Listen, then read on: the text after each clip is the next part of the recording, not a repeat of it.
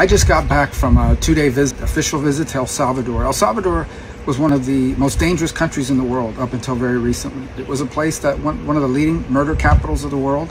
It was a place where everybody lived in terror of MS-13 and the other street gangs. Everybody was paying extortion money to these gangs, where these gangs were not just killing people, they were dismembering bodies, where people were illegally leaving the country in droves.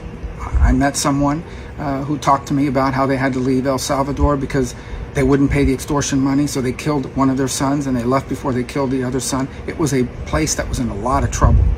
They elect a new president, Bukele, and he takes office and he gets the legislative branch to give him special powers for a special period, for a limited time, and he uses it to go out and round up all the gang members and put 30 or 40,000 of them in jail.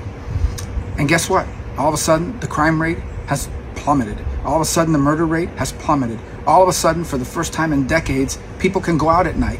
All of a sudden, for the first time in decades, people don't have to pay extortion money to a gang anymore. So how has the Biden administration reacted to this?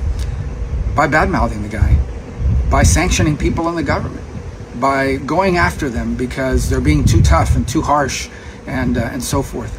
And on top of everything else, this is a guy who's tried to be friendly and an ally to the United States. And we have a problem in our foreign policy. We treat our enemies better than we treat our friends. So we have an administration that bends over backwards to try to accommodate Maduro, an administration that's afraid to do anything tough on Ortega in Nicaragua, on the regime in Cuba. But on the other hand, decides I'm going to crack down on El Salvador and sanction them and badmouth them and try to make them a global pariah. I'm going to crack down on other countries like the Dominican Republic, for example, that's facing some of the same challenges.